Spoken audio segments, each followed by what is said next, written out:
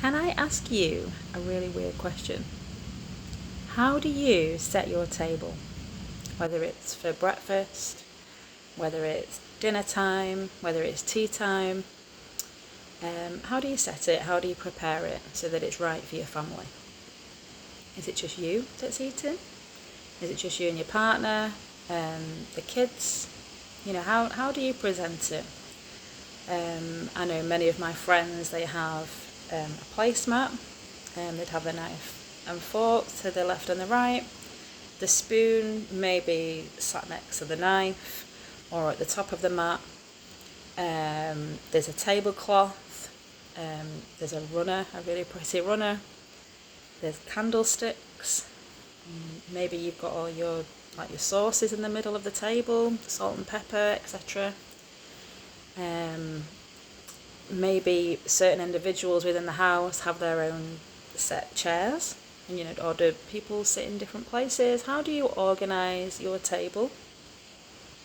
And is it different on a daily basis, or do you have the same thing on every day? Maybe you just set the table in a nice way for Christmas or for birthdays or for special occasions when people are coming around for tea. And obviously this will change depending on who you invite around for tea. So do they get a specific seat? Do they get a different plate?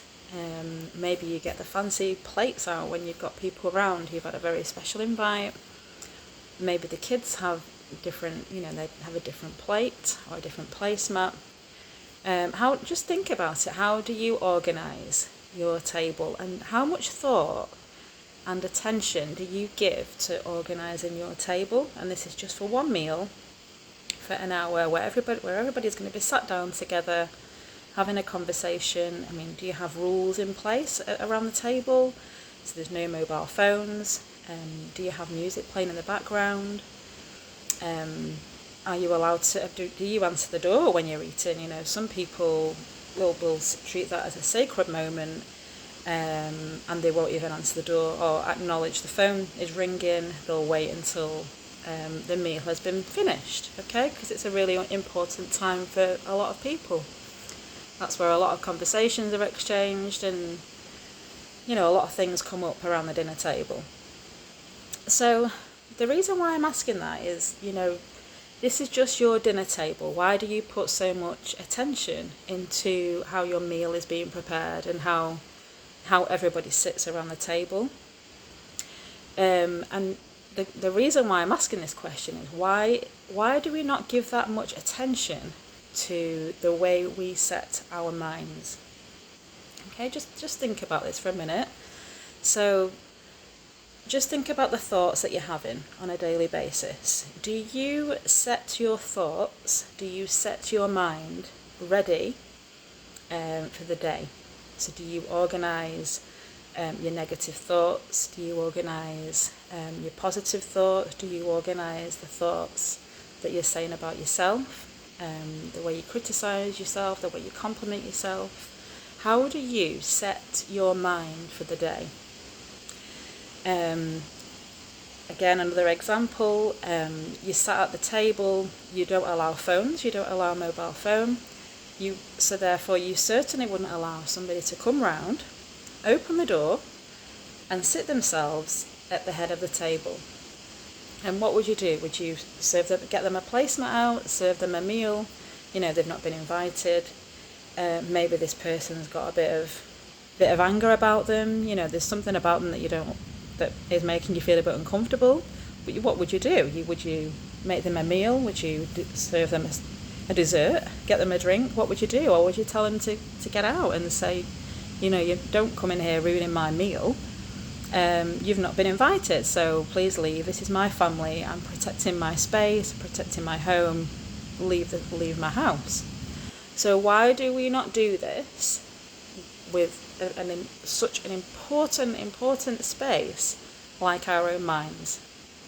So, think about it. Think about how you can manage your mindset every single day. Your mind is the most important thing that you can manage on a daily basis. If you don't have a positive mindset, if you don't have a mindset or if you don't set your mind in a way that's been perfectly arranged and prepared for the day so that you don't allow negative Nancy's to come into your life and ruin your thoughts, make you angry, make you feel sad or whatever, you control your mind in a way where you don't allow that in and you'll push it back out again, just as you would if it was in your home and they've invited themselves in and sat around your table. So, I know it's a really unusual way of thinking about it, but it's a different way of thinking about it. If you can put in so much time and effort into the way that you set and arrange your table, then you can absolutely put in the same amount of time and effort in the way that you set your mind for the day.